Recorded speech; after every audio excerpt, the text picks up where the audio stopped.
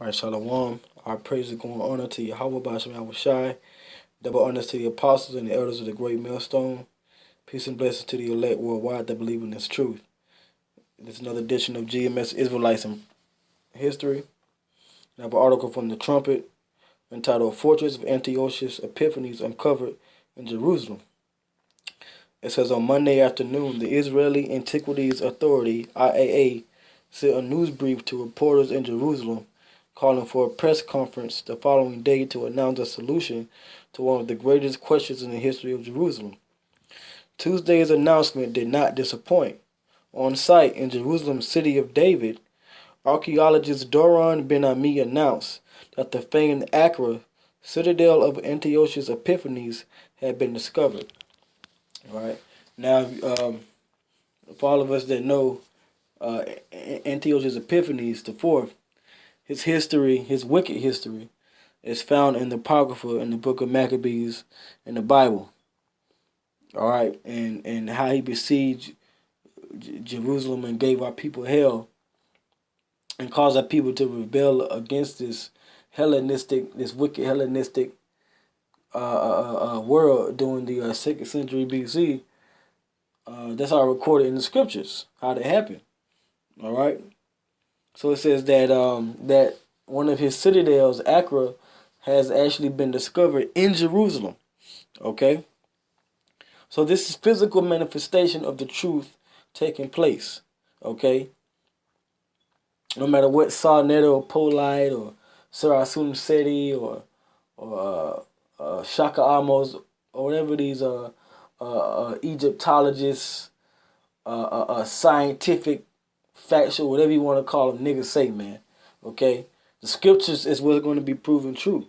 And here it is, these archaeologists that actually have the means to study these things, they find it. Okay? They find that the truth of the Bible has been discovered. Okay?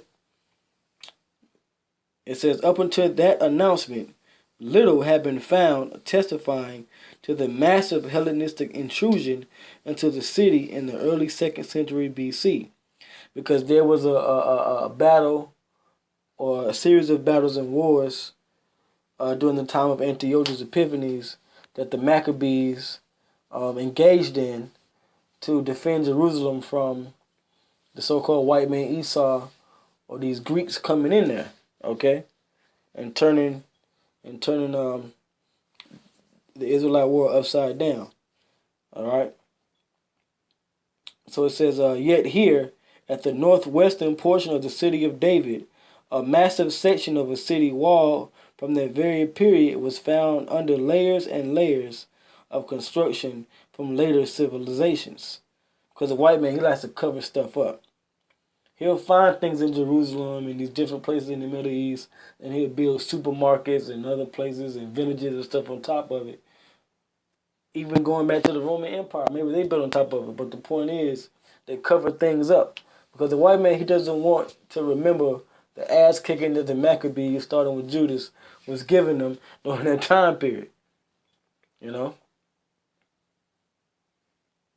But they rediscovered these things because these archaeologists are seeing the truth of the scriptures being brought out by us, the prophets, a great millstone. And they study these things. At least it's always fun for these scientists to study the truth of things. And that's what I believe. I believe that the so-called white man, like he covered these things up by building other things on top. You know, even here in America, you know, like you have a Native American village or a Native American burial ground, and Esau will come and pour asphalt and build concrete and buildings, and then you got a plaza or neighborhood on top of what was once so-called Native American Gadite land. You know, so now these things are being revealed over there overseas in Jerusalem. All right.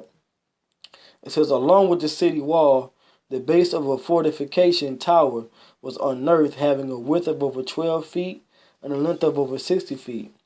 Attached to the lower portion of the wall was a slope embankment known as a glacis, This was made up of layers of soil, stone, and plaster designed to keep attackers away from the base of the wall, a key feature of a defensive city wall. According to the press release from the IAA, this glacis extended as far down as the bottom of the Tyropoeon Valley, or the Tyropoeon Valley, the depression on the western part of the ancient city. Around the massive wall, lead sling stones typical of Antiochus' army were discovered, as well as bronze arrowheads featuring a trident symbol on them, the mark associated with Epiphanes, and further corroborating the dating of the wall were a number of coins, the earliest of which dates to the time of Antiochus Epiphanes. On top of that, hundreds of pottery handles impressed with markings from roads that were used for wine vessels were also discovered, testifying to the Hellenistic nature of the fortress's inhabitants. All right, so that was just a little history on what they found, and just how this guy Antiochus Epiphanes came to Jerusalem to take over. Okay, so I'm gonna go into the Bible, the scriptures, and prove that historical point, and show you this is why the elites, the wicked elites of this world, they can't have this truth come out, but it's going to come out regardless. Okay, the prophecies, the history, the different news reports that comes out, these things are going to be reported by the true men of the Lord. All right, so I have here in the KJV 1611 app, by the way. This is First Maccabees, the first chapter and the 10th verse.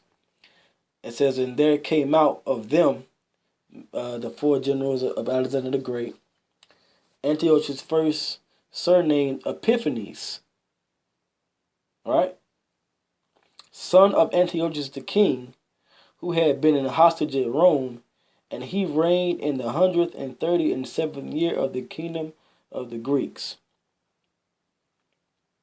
So Antiochus Epiphanes, he came into Jerusalem, came into power first. He came into Jerusalem, and he started to make his own policies. All right.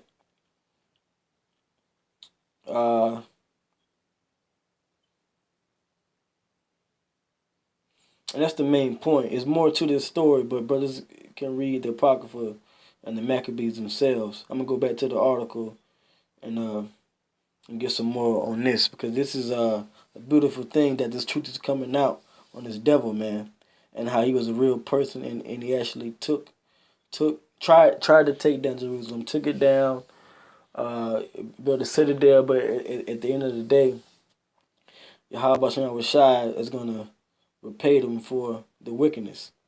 So it says, while one can rarely be 100% sure of the identification of such a site, the evidence certainly does support the conclusion that this building is indeed the famed Akra. All right. Now there's a reference I want to go into that pertains to Akra, Antiochus Epiphanes, the Maccabees, the scriptures, to further prove my point. And to show you exactly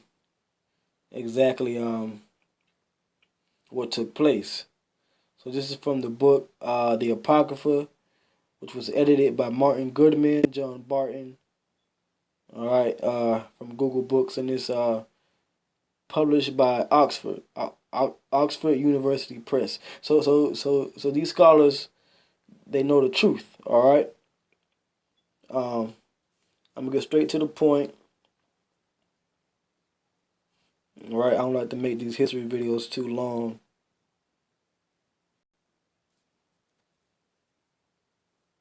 But I'm gonna get straight to the point because it mentioned about Akra in the article.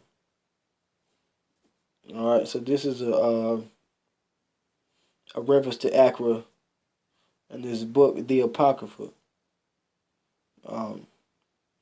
Like I said, these different scholars, they look these different things up and they identify with this history. I should have already had it up, but I'm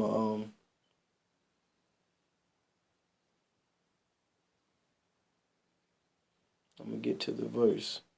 Bear with me for a second.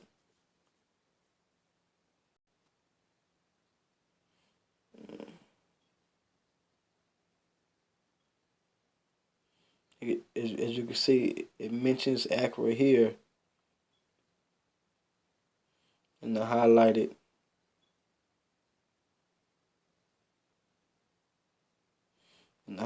points. All right, here we go. And this is on page 144, 144, spiritual number of this book, the Apocrypha. I'm going to read this whole, matter of fact, right, I'm going to read this whole paragraph. It says, it is quite possible that the Seleucid government, which that's the line that Antiochus and his forefathers came out of, the Seleucids, from Seleucus, one of the four generals of Alexander the Great. It says it is quite possible that the Seleucid government inclined to a peace agreement, as is clear from its policy since the cancellation of the religious persecution. But Judas's, meaning Judas Maccabees, demands were unacceptable to it at this stage, though similar conditions were accepted later on when Jonathan was appointed high priest. See 1 Maccabees chapter 10, verses 18 through 20. But to arrive at such a decision, the Seleucids needed about 10 years more. Verse 26. Nicanor, which he's mentioned in the scriptures, in the Apocrypha. Excuse me. It says Nicanor, the name is a common one, and various Nicanors are mentioned in the first and second Maccabees. All right. It says it is unclear why. The reason being is because he was the actual person that lived, and the Bible is a record of historical facts that happened to the nation of Israel until this day, pursuing the prophecy. Okay? It says, it is unclear why, if the enemy were preparing to kidnap Judas, they did nothing on this occasion and gave Judas the chance to avoid further meetings with Nicanor, and makes the story about Nicanor's treacherous intentions more apologetic than historic. Verse 31, Kafir Salama was about 5 miles northeast of Jerusalem. Verse 32, nowhere is the number of Nicanor's army given, pursuant to the Maccabees. The number of those who fell in the battle is relatively small, and it seems that Nicanor's force is not a big one. The city of David, Jerusalem, where the Akra, well, like we just read in the article, was located. So Akra was located in the city of David. It says this too shows the limited size of Nicanor's force. All right, now that reference of Nicanor. Let's see. Let's go to this scripture here, because that's actually in the scriptures. I believe it's 1 Maccabees chapter 10, verse 31. And I have the app up. So let's go to chapter 10 in the Apocrypha. 1 Maccabees chapter 10, verse 31. Let's see if it mentions what we just read. All right, that was 1 Maccabees chapter 10. Matter of fact, so that was that's actually the wrong reference. Let me get the right reference. Bear with me for a second.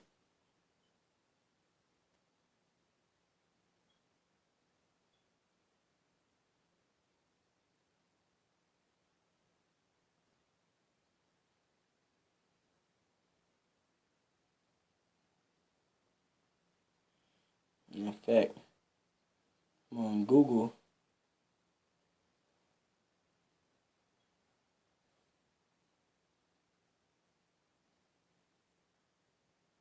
Kafir Salama.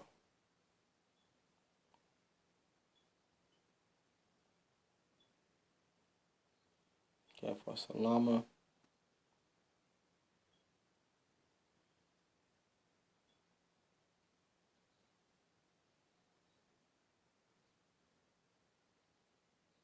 Okay, so that's in 1 Maccabees chapter 7. All right. So First Maccabees, chapter 7,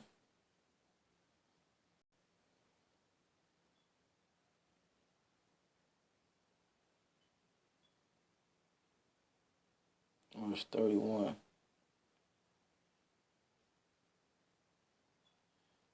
Oh, wouldn't I'm right this time. See, all this history is all located in the scriptures. All right, here we go. So this is First Maccabees chapter 7, verse.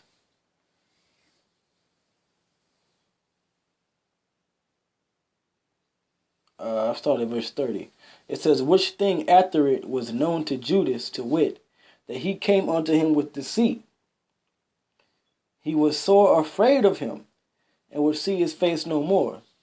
Nicanor also, when he saw that his counsel was discovered by Judas Maccabees, went out to fight against Judas besides Kaphar Salama. Verse 32, where there were slain of Nicanor's side about 5,000 men, and the rest fled into the city of David. All right, First Maccabees chapter 7. I just read verses 30 through 32. So going back to the article, that's what was read. Okay? And page 144,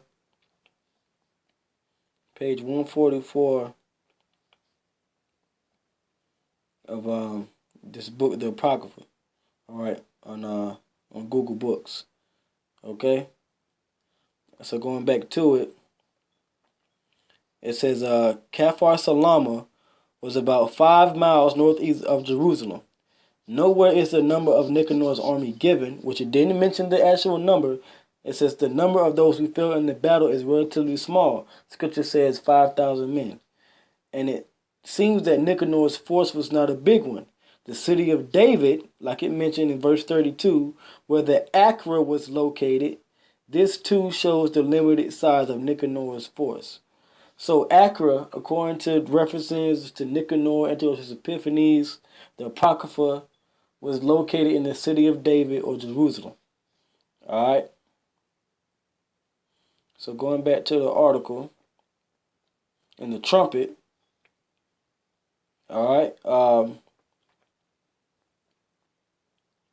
Let's read it here from the top. It says, while one can rarely be 100% sure of the identification of such a site, the evidence certainly does support the conclusion that this building is indeed the famed Akra. And I just gave you the different sources and references that I use through the Spirit of Yahweh Shem Shai to prove all this information. It says a fortress of Antiochus. And this is history that brothers should know, so I'm going to read through it. I'm going to read through it and end this out. It says following. All right. Excuse me. While I plug up my phone for a second. Bring this information out.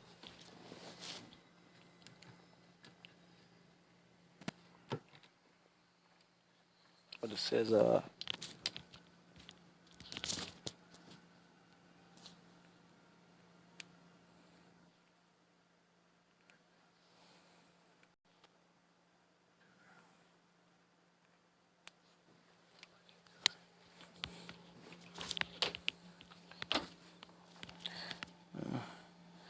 right, it says following an unsuccessful bid to conquer the Ptolemaic kingdom in Egypt in 168 BC, Antiochus IV Epiphanes ventured back to Judea and unleashed one of history's most atrocious anti-Semitic attacks, which really doesn't apply to these so-called Jews, on the fledgling province of Judea.